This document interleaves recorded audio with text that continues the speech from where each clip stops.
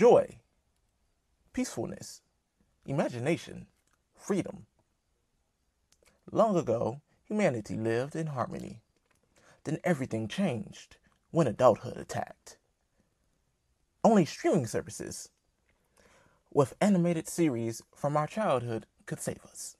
Seriously, have you guys just sat down, rewatched some shows from your childhood, and saw how much joy it brought you? I did this a couple weeks ago with Avatar: The Last Airbender. With it being on Netflix, it made it easy and accessible for me to sit down and just enjoy it. And it gave me something to look forward to after work.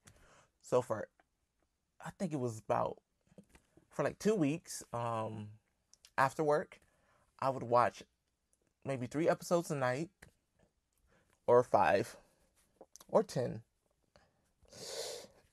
I kind of lightweight binge watched it, not gonna lie. But it was so good. It brought me back to my 9-year-old self. Wait, let me do the math. Okay, so 2008, 2020, carried a November. Yeah, about 9 years old. But yeah, I was filled with so much joy rewatching it. And it was hearing Katara go through the elements and giving the brief background of the story. We'll get into that more later. And then I instantly, when it opens up with the music and everything, and then you see Katara and Sokka on the boat, I was elated. I was giddy. I was kicking my legs on the couch, borderline screaming. I was just having so much fun with it. And then seeing Sokka interact with Katara, it brought me right back to the first night I watched it. I remember the exact same t-shirt I had on watching it, which was kind of strange, because I think I still have that t-shirt. So when we see Aang for the first time, that's where I really got excited. My face lit up. I was so excited to see Aang again, because I think it had been maybe 5 years since I rewatched it last. I think I rewatched it last when I was in high school. I rewatched it last because when Korra was going on, I had just left high school and I haven't rewatched Korra yet. But since it's on Netflix, there's no reason not to.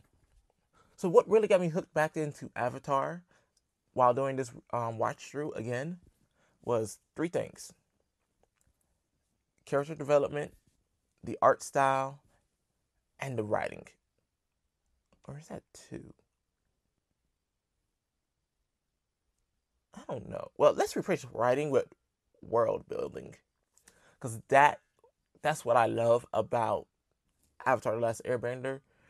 Not to compare it with Legend of Korra, but I didn't feel that much world building on that scale. Of course, Legend of Korra had world building and it was great. It just wasn't on that scale for me. Let's talk about character development.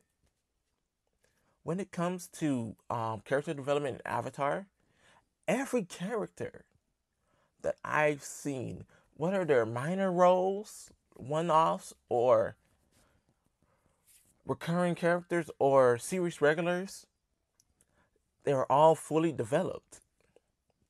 I can go off the list with the main cast.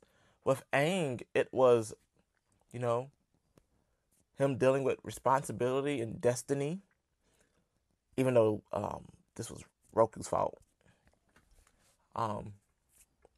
Then, you got him dealing with the loss of his father figure and the genocide of his people.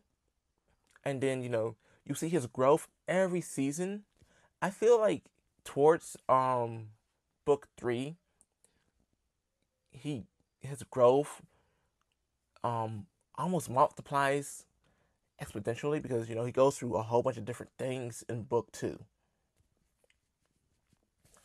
With Katara, we have her trying to find a waterbending teacher, and then dealing with the loss of her mother and the absence of her father, which in book 3 she lets him know how she really felt about that. And then with Sokka, we get to see him grow, and we get to see him dealing with the responsibility of taking care of his village and what kind of mindsets that puts him in, and him missing his father and him wanting to live up to the expectation and him putting pressure on himself. With Zuko, we see, best boy.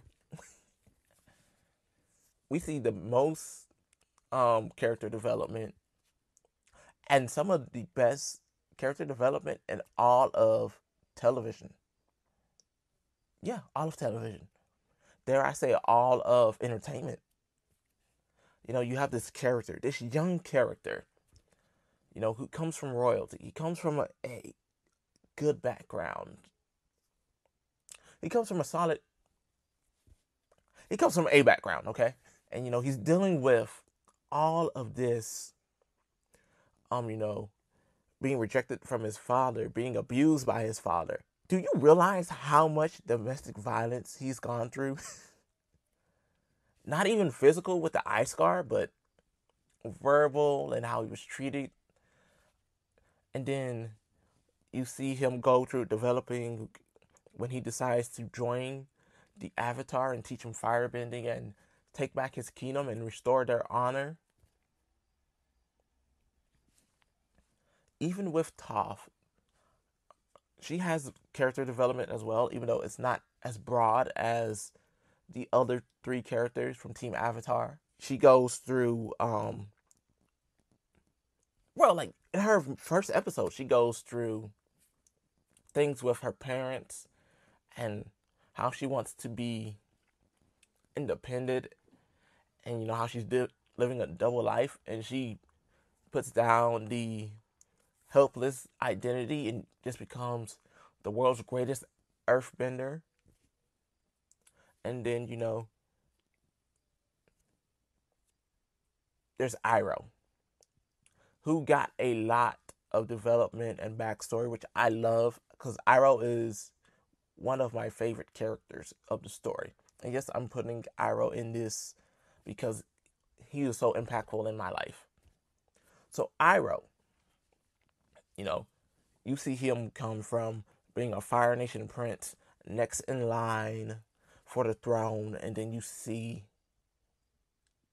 him go through his traumatic events, and I don't know how much time he spent before he returned to the Fire Nation, because of course he joins the White Lotus and becomes a Grand Lotus. I think I'm saying it right. But all of these characters get so much great development. Like even the villains.